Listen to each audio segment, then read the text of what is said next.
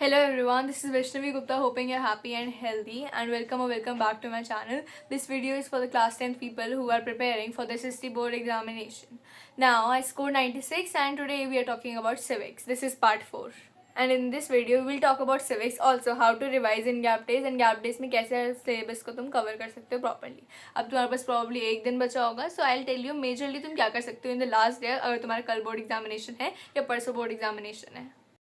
So let's begin. Talking about civics, firstly देखो पहले तो सिविक्स एज ए सेट बाकी वीडियोस में भी मेजरली थ्योरी है, कुछ इसमें भी पार्ट है जो तुम्हें बहुत अच्छे से याद करना पड़ता है. सिविक्स में तो पॉइंट्स में ही एनसीईआरटी में गिवन है, you can not even think of writing the answers in paragraph. तुम्हें पॉइंट्स में ही लिखना है.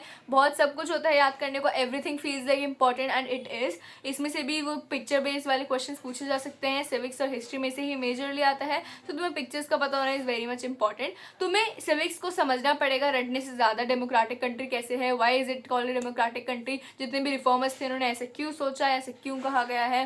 Something you need to talk about it, you need to think about it. Pol science में you can not just read, because अगर तुम read करो तुम याद नहीं करो, then I don't know how you going to do. Also Belgium वगैरह जो भी है, वो सब कुछ चैप्टर्स जो तुम बार बार कर चुके हो उन्हें बार बार दोबारा मत करो. Focus on the chapter that you probably hate. Don't leave the chapter that you hate, don't leave something that you dislike, because चाहे वो जोग्राफी हो चाहे वो सिविक्स हो, if you dislike something and you leave it for the end, वो actually तुम postpone ही कर जा रहे हो. यू आर जस्ट प्रोक्रास्टिनेटिंग और वो कभी नहीं करोगे तुम.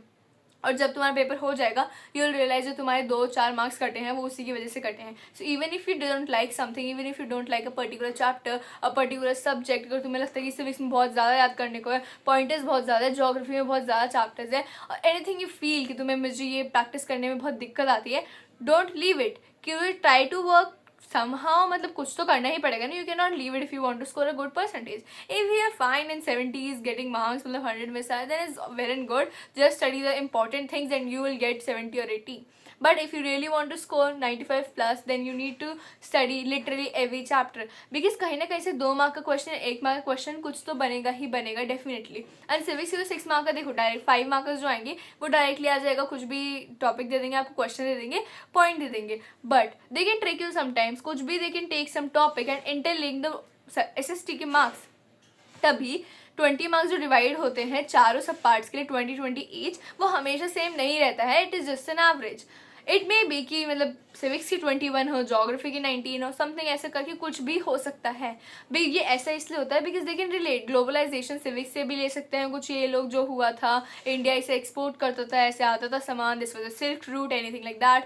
हिस्ट्री का भी आ सकता है वही, silk route and globalisation. Economics और सिविक्स का ग्लोबलाइजेशन दे कैन रिलेट. किसी भी चैप्टर को किसी से रिलेट कर सकते हैं अदर सब्जेक्ट से, because it is a part of social science. तो ऐसे वाले क्वेश्चन आ सकते हैं. इस टाइम पे पैनिक नहीं करना होता है. You need to write everything, you know. इसके पहले you need to take a pause, think about the answer that you going to write, how you going to write it, and then started writing. अब तुम सीधा question देके तुम्हारा panic करके तुम circle कर दो कि भाई ये तो नहीं आता, एंडिंग में करेंगे, that is a right decision. But still don't make, अपने सबकॉन्शियस को मत कहो कि तुम्हें वो नहीं आता है.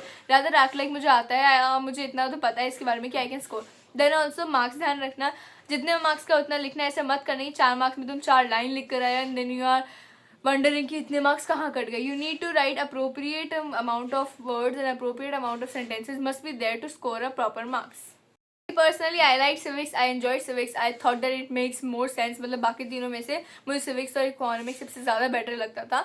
So I think civics is easy peasy. So you can do it. Pointers हैं, याद करने को थोड़ा ज़्यादा है, I know, but you need to learn it. जितने भी rules हैं, क्या क्या कॉन्स्टिट्यूशन में लिखा गया है, किसने कैसे कहा था, डेमोक्रेटिक का जो लास्ट वाले चैप्टर है, आउटकम्स ऑफ डेमोक्रेसी है, कैसे क्वेश्चन फ्रेम हो सकते हैं.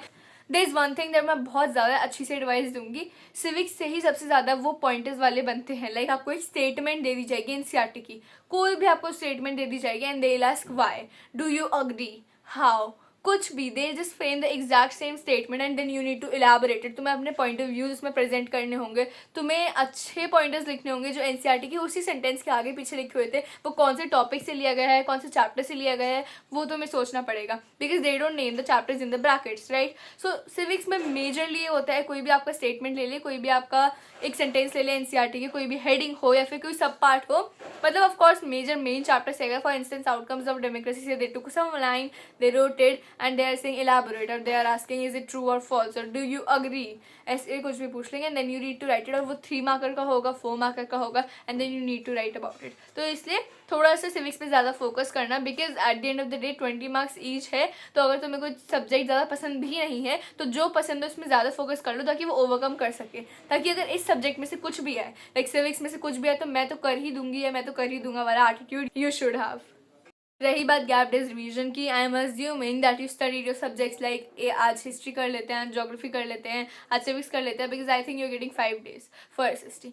जितना भी है you need to divide your subjects कैसे कर लेते हैं, और तुम सब सब्जेक्ट्स एक साथ लिखोगे कि आज एक सिविक्स का करते हैं, एक हिस्ट्री का करते हैं, एक जोग्राफी का करते हैं, एक इको का करते हैं, then you will not be able to complete your syllabus. So I am assuming तुमने वैसे करके कर लिया होगा, एंड आज यू विल कंप्लीट सम और the other one single book that you want to. And completing single book doesn't mean तुमने सिर्फ और सिर्फ एनसीईआरटी की है, तुमने कोई पीवाईक्यू सॉल्व करा है, कुछ एक previous year question paper solve करा है, या फिर तुमने एक्स्ट्रा क्वेश्चंस प्रैक्टिस किया. You have put more efforts in some subject जो तुम्हें ज़्यादा पसंद नहीं था. देन जो तुम्हारे पास एक क्लास डे बचेगा just the night before board examination, उसमें तुम करोगे revise. Revision is very important. जो तुमने फर्स्ट डे पढ़ा था उसे तुम दोबारा रिवाइज करोगे. You will practise questions majorly. तुम टॉपर्स के आंसर्स देखोगे.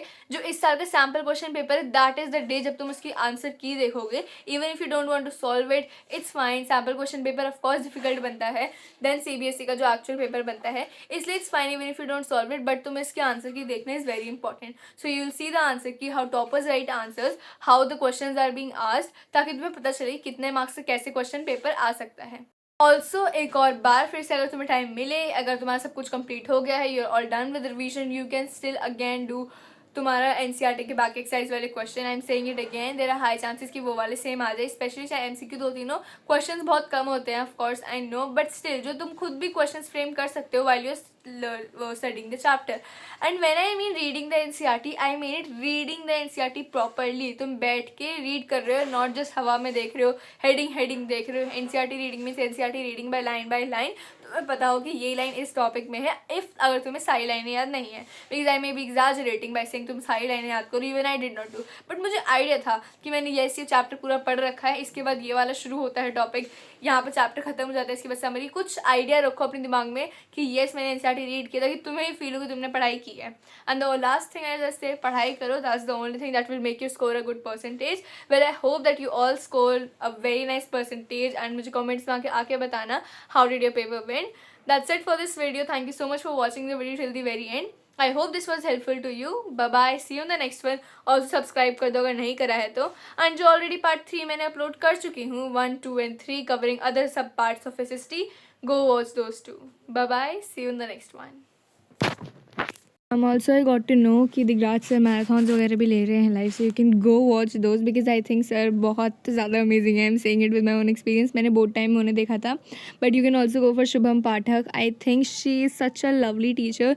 She even teachers of well. मैंने उनकी पहले वीडियोज़ देखी थी, मतलब ऑलमोस्ट आधे ज़्यादा साल I saw her, but then I got to know about the marathons, and Digraj sir was very hard working at that time.